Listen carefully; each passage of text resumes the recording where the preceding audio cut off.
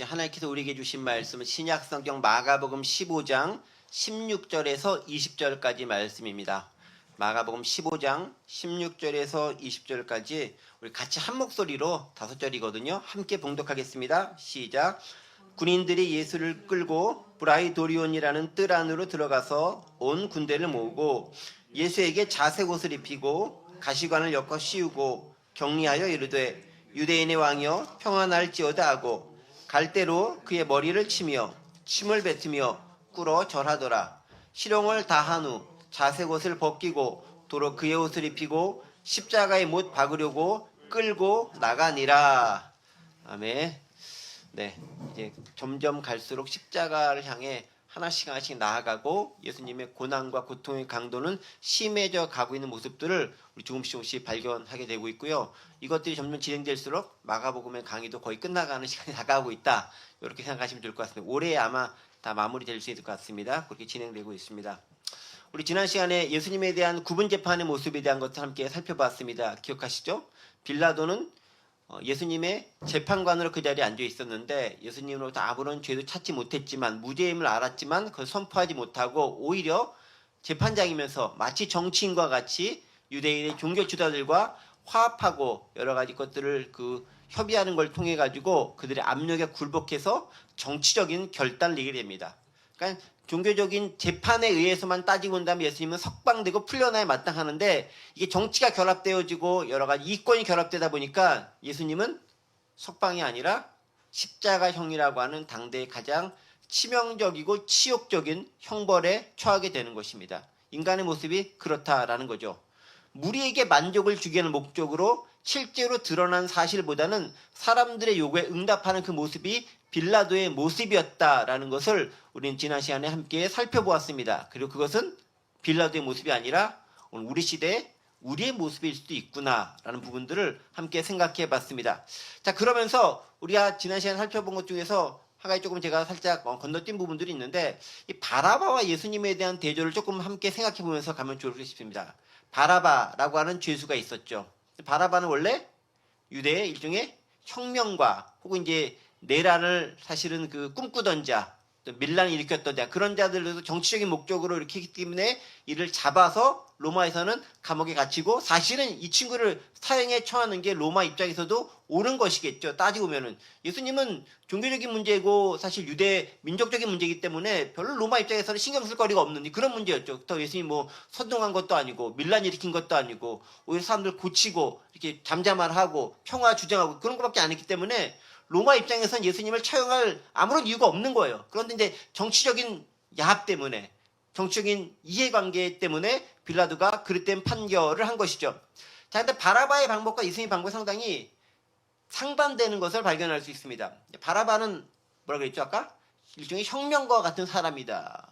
혁명가라는 것 자체가 상당히 우리에게는 긍정적인 이미지도 있지만 혁명가라는 것 자체는 어느 정도의 폭력성을 담보로 하기도 합니다. 그러니까 바라바에 대해서 뭐라고 지난번에 얘기했냐면은 이 사람은 강도기도 하고 또 이렇게 사람을 죽이기도 했고 또 밀란 등을 일으켰던 그런 존재다라고 성경에 언급되어져 있는 것 우리 지난 시간에 봤습니다. 기억하시죠? 네, 기억하신다고 끄덕끄덕 하셔야 제가 그렇게 알고 넘어갈 수 있습니다. 네.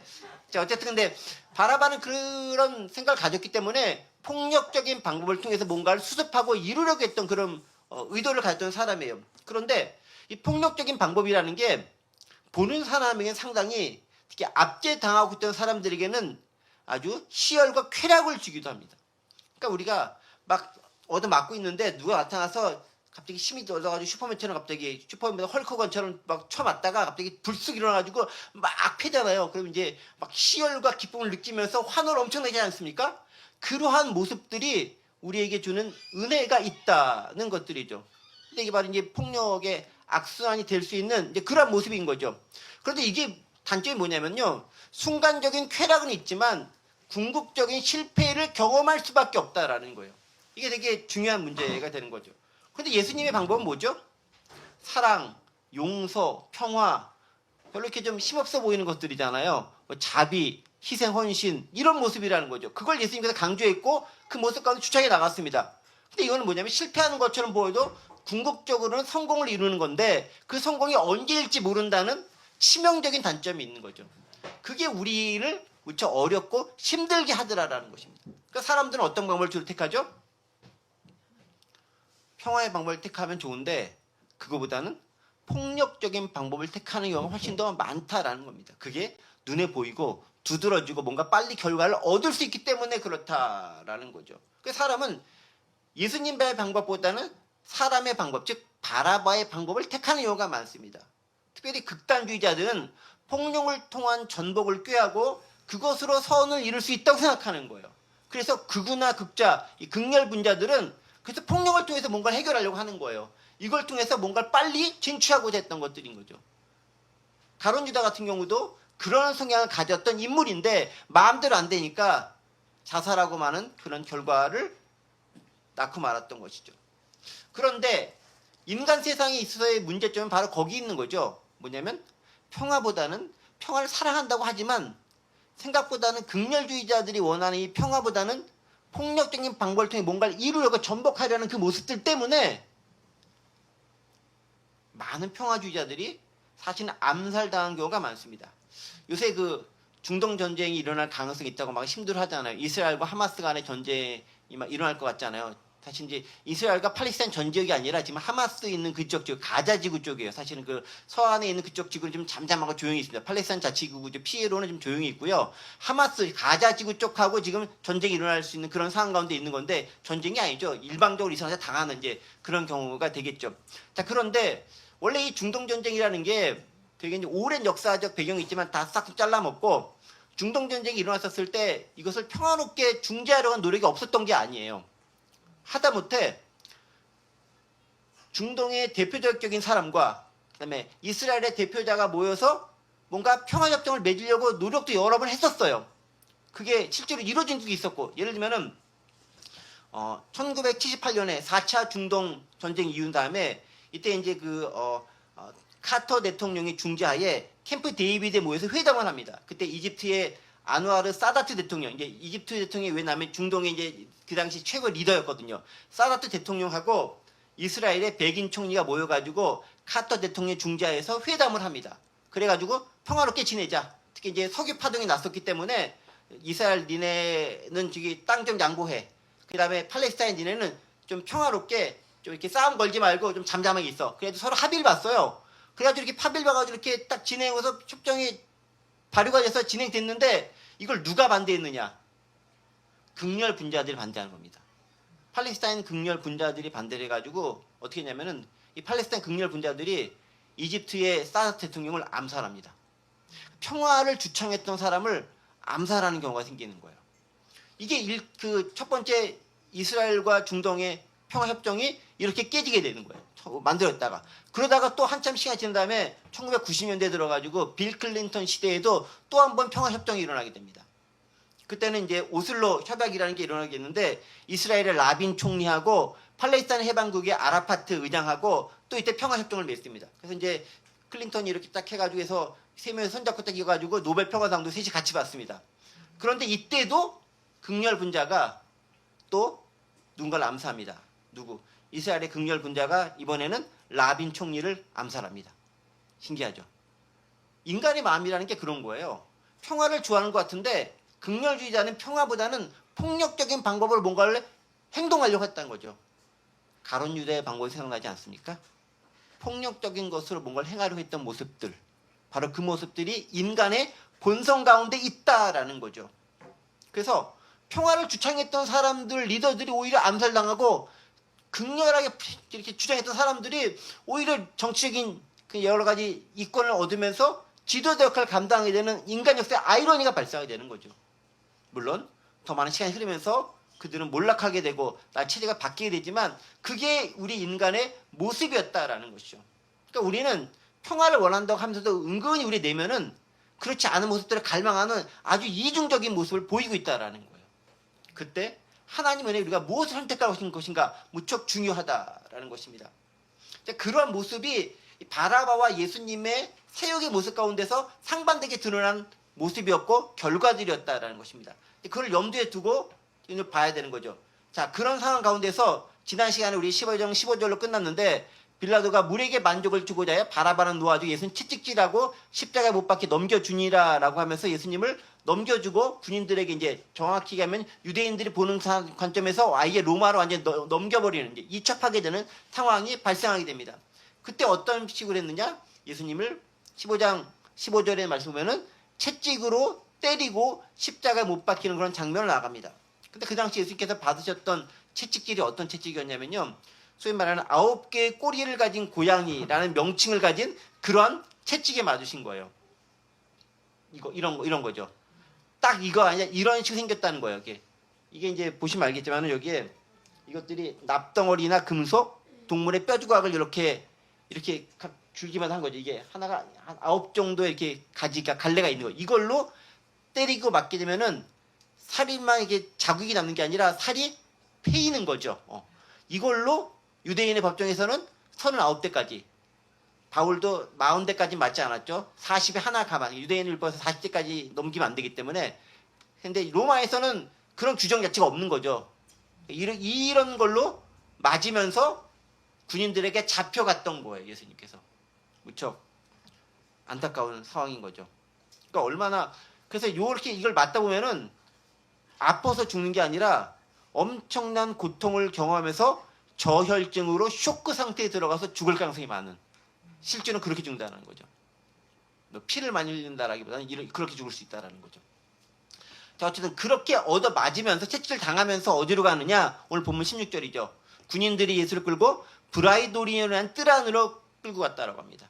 브라이도리온이라는 것은 어떤 곳이냐면은 유대 총독 관저가 있는 곳을 브라이도리온이라고 불렀어요. 그러니까 유대 총독이 빌라도가 그 당시 유대 총독이었지만은 사실은 뭐 빌라도뿐만 아니라 이게 번갈아가면서 로마에서 파송할 거예요. 그러니까 가이사라라는 지역에서 이제 파송하게 될 텐데 그때마다 그들이 머무는 곳이 브라이도리온이라는 곳에서 머물러서 그들이 업무를 보게 되는데 이 지역이 이제 본인만 오는 게 아니라 로마의 군대를 대동하게 오게 되죠. 그러니까 그 군대가 1개의 군대가 오게 됐을 때 보병 600명 정도의 부대가 오게 되어 있습니다. 그러니까 지금 브라이도리온이라는 곳에는 보병 부대 600 정도가 진을 치고 있으면서 이렇게 경비를 서고 있는 그런 지역에 예수님께서 들어가게 된 거죠. 그러니까 지금까지는 유대인들 법정, 산헤드린이라든가 이런 걸 통해서 유대인들의 핍박을 많이 받았다고 하는데 이제는 어떻게 하면 아예 공식적으로 로마의 법정에 가고 로마의 군인들에 의해서 이제 희롱과 조롱을 당한 상황에 놓여지게 되는 것입니다. 근데 보세요. 16절에 군인들이 예수를 끌고 브라이도리온이라는 뜰 안에 들어서 온 군대를 모으고, 군대 중첩되는 거 같지 않습니까? 처음에 군인들은 몇 명인지 예수님이 끌고 온 거고요. 끌고 온 다음에 온 군대를 모았다고 했습니다. 수백 명 돼. 600명 정도는 군대가 싹 다 모인 거예요. 그 모인 가운데서 지금 예수님에 대한 조롱과 심판과 희롱이 자행된 것을 우리는 보게 되는 거죠. 근데 이 군대들은요, 유대인들 군대가 아니에요. 로마 군인이라는 거죠. 로마 군대라는 건 뭐냐면은 로마 군인들은 순수하게 로마인들만 있는 것이 아니라 전 세계에서 끌어모은 용병들로 구성된 군인들이 많거든요. 그러니까 전 세계에서 온 군인들이 지금 이곳에서 모여가지고 지금 예수님의 희롱 장면을 목격하고 실제로 그들이 희롱하고 있는 거예요. 그래서 지금부터는 뭐가 되면은 수많은 사람 앞에서 예수님께 조롱당하시는데 지금까지는 유대인들에 대한 핍박과 조롱이었다면 이제부터는 로마인들과 로마 군인들로부터 조롱과 희롱받는 데까지 나아가게 됐다라는 거죠. 점점 더 판이 커지고 있다라는 것입니다. 자, 그럼 어떻게 희롱하는가? 17, 18절입니다. 예수에게 자색옷 입히고 가시관 엮어 씌우고 격려하여 이르되 유대인의 왕이 평안할지어다.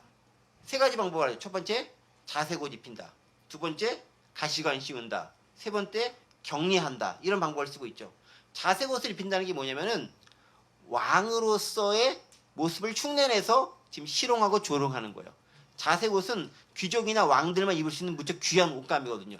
그렇다고 귀한 옷을 입혔다는 게 아니라 자색 빛깔이 나는 천주가지를 뒤집어 씌웠다라는 거겠죠. 실제로 그렇게 좋은 이렇게 뭐 왕이 입는 그런 도포를 입었다는 게 아니라 그렇게 했다라는 거죠. 그 다음에 뭐였습니까? 가시관을 씌웠다. 가시관을 씌웠다는 말이 뭐죠? 가시관. 왕관을 상징하는 거죠. 왕권을 상징하는 왕관을 상징하는 것입니다. 근데 가시관인 거잖아요. 그쪽에 있었던 가시로 많이 이렇게 쓰면 찔리는 그런 것을 씌웠다라고. 그 다음에 격리하며 이르되 무슨 말이죠? 왕에게 경의를 표하는 거죠. 근데 격려하는데 무슨 뭐라고 격려합니까? 뭐라고 돼 있죠? 유대인의 왕이요 평안할지어다. 유대인 왕. 근데 이제 영어로 보면 뭐라고 돼 있습니까? 유대인은 평안할지어다. 뭐 피스 이런 말 있을 것 같은데 없죠. 뭐로 있습니까? 하일 king of the Jews. 하일 유대인의 왕이요 이렇게 해줘. 이 하일이란 말 들으면 생각나는 거 혹시 없습니까? 나치 시대에 하일 히틀러 할 때 쓰는 그 단어죠. 그 단어. 네. 히틀러 만세 이 단어인 거예요. 그 단어 똑같이 쓰는 거예요. 지금 이렇게. 근데 조롱의 의미를 가지고 지금 예수님을 괴롭히고 있는 거죠.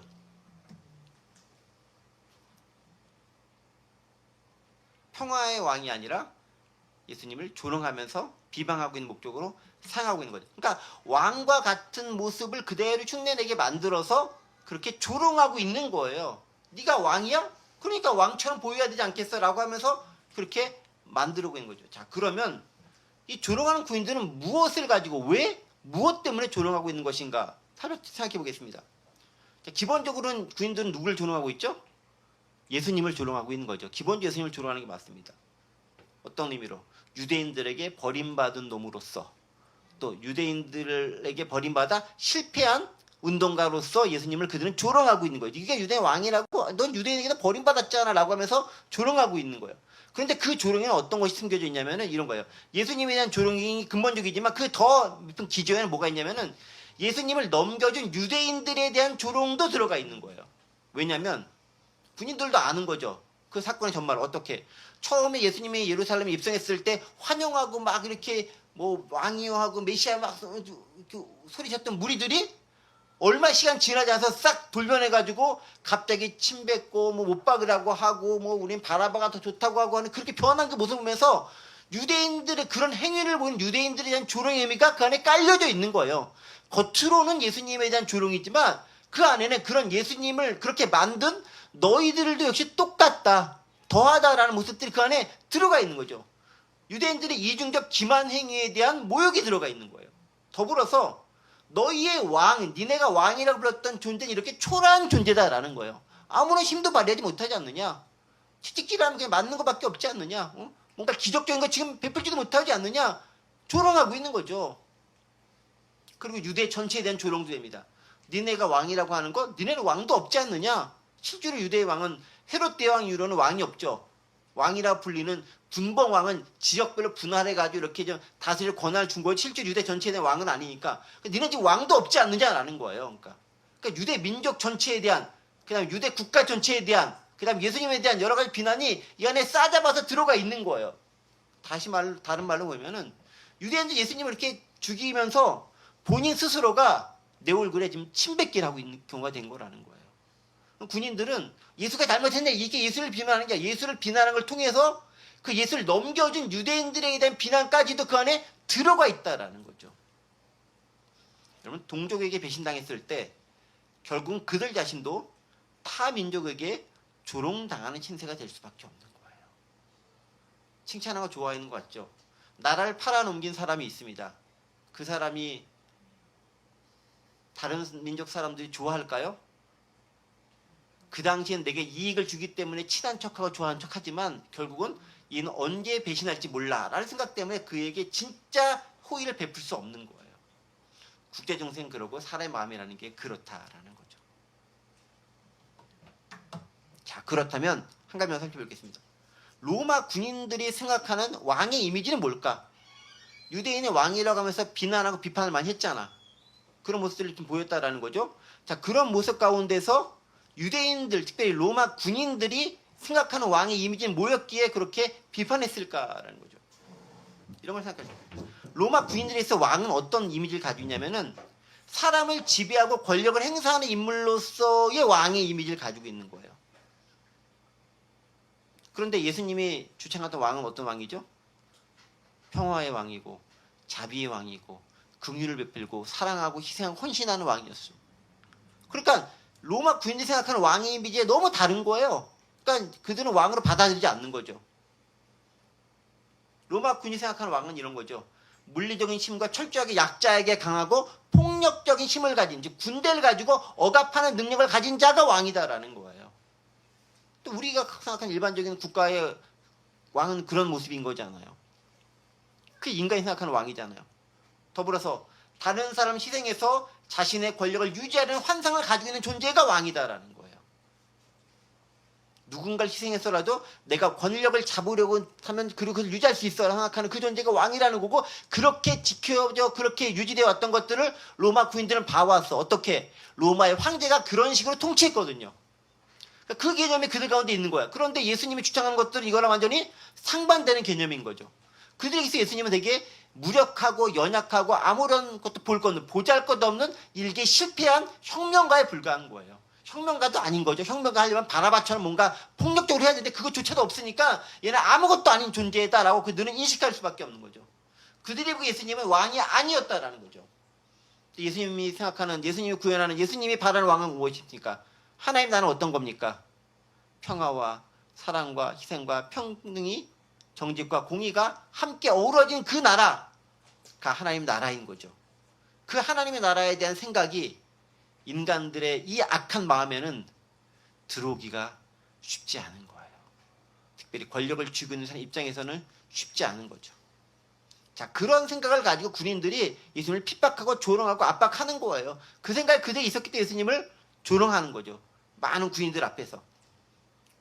19절 넘어가면 이제 다시 한번 합니다. 갈대로 그의 머리를 치며 침을 뱉으며 꿇어 절하더라. 영어로 보면요, 한글의 성경에는 없는 것이 있어요. 갈대로 그의 머리를 치며 침을 뱉으며 꿇어 절하더라. 근데 영어는 뭐라 했냐? 앞에 또 있죠. again이라는 단어가 있죠. 다시 한번 반복해서 몇 차례 행했다라는 게 있죠. 반복적으로 그렇게 행했다라는 거죠.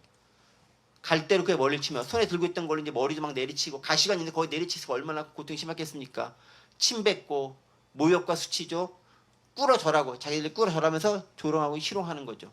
그런 모습들이 계속 보이고 있습니다. 심한 고통을 안겨줬겠죠. 그리고 다 마친 후에 20절이죠. 희롱을 당한 후에 자색 옷을 벗기고 도로크에서 입히고 십자가에 못 박아 끌고 나가니라.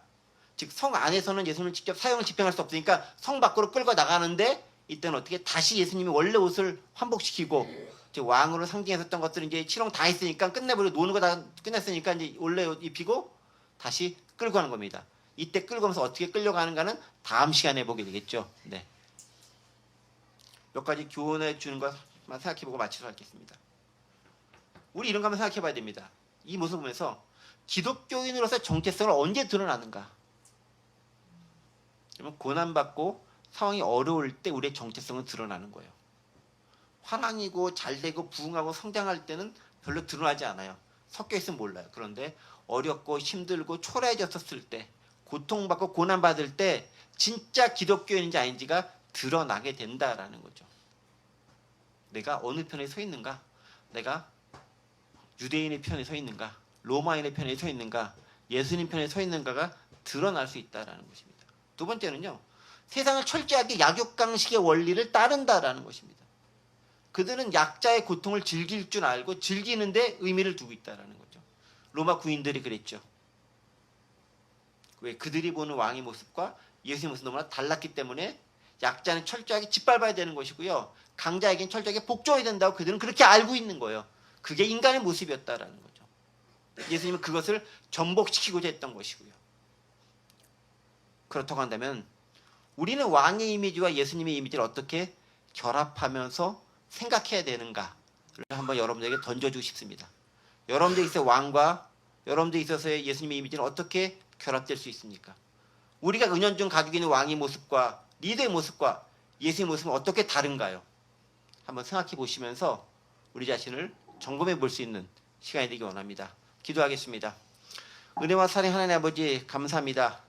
예수님의 고통당하고 모욕당하는 모습을 보면서 우리가 그 자리에 서 있었던 로마 군인은 아니었는지, 그와 같은 마음을 가지고 있었던 사람들 아니었는지 함께 생각해 보게 됩니다. 우리가 온전치 못했다면 용서해 주시고 하나님 은혜를 나아갈 수 있도록 도와주옵소서. 감사드리며 예수님의 이름으로 기도하옵나이다. 아멘.